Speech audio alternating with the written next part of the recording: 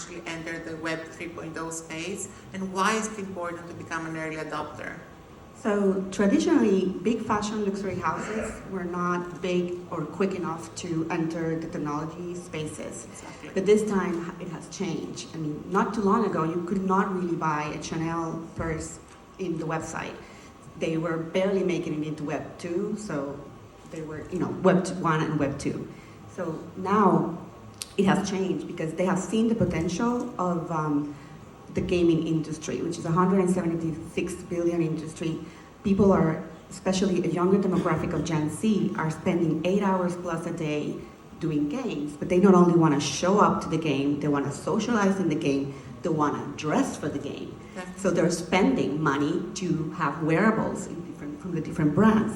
So brands have to consider learning about the new technology and seeing how they can leverage the new technology to build and strengthen community. So basically change those clients into being communities, creating kind of a VIP experience for them, making them feel that they're part of a fashion club, that they're gonna get the first drops, that they're gonna get discounts, special offers, that they will be invited to special events just because they have the NFT of that brand, that they're actually a holder of the brand, and taking them into Web3, which means that the holder will not only buy the stuff, but will also be rewarded for being part of that brand, part of that community. Absolutely, and you mentioned they're young consumers. I always say to my clients, a brand's reputation is only as good as the perception of young people about them, because obviously they are their future consumers, right? So you really need to enter the metaverse that well about women in a male-dominated world, right? So I would like to take your take, Eda, on how is the position or what the position can be of women in the metaverse. I think, and it goes back to also the creator economy, we're all are creators, but not until this point we felt that we can be a creator. And now I think women, one, they want to be creators, and two, they want to be part of communities. They want to feel and be with people that share the same values. They want to be empowered. They want to not left behind like they were left behind for crypto.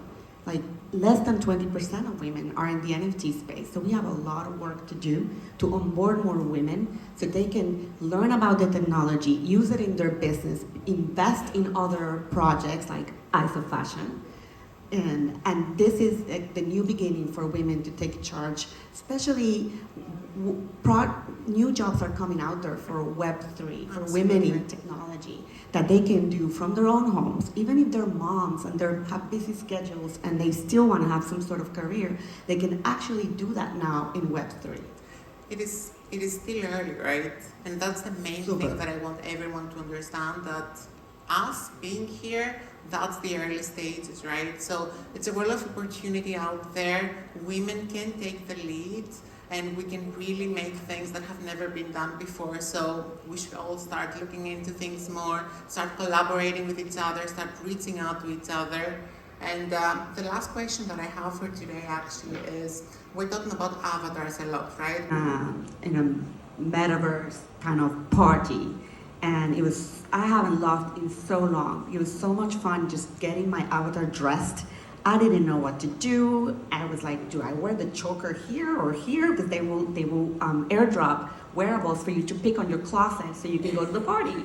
And then there's a bunch of females in the space of the party, and you can talk to them, you can make you dance. And I didn't know what to do, and some women were just twirling around, and I'm like, but how do they do that? And it was so much fun, and we get to just get together. And these are things that brands can create for their communities, for their clients. Absolutely. And you have the data to do so. You have to remember as well, when we bought what it's the intrinsic value of the NFT is going to be very tied to that utility. So it can even be education. Like I want to teach my clients how to be in Web3, how to do their own projects, besides the drops and the merchandise and all the little perks that you can give them. It's just the way that they feel. It's Web3, so it's make them feel that they are compensated and rewarded for being your client. And I feel the other thing is also that NFT projects like Eyes of Fashion are going to become brands. They are brands already. And at some point, you will be on the street and you will see the car with the illustration and the art from Eyes of Fashion, and you will start to recognize them as a brand, and they will start to do merchandise. But then it just grows from there. But it's kind of like the other way around. Yeah, I would also love to add that I think that today brands have huge opportunities since it is, I think that a lot of brands rushed out to get out an NFT, but they didn't build a community, right? And I think that this really has a huge potential. It's all about the community and giving the utility and making people feel, oh, I'm part of something special and getting the connections. And I think what we do also well, like with Eyes of Fashion, is just collaborating with the brands that don't have the community or do have the community but it's not in Web3 yet, and kind of bridging these two worlds. So I see today like a lot of NFT collections are actually Web3 brands.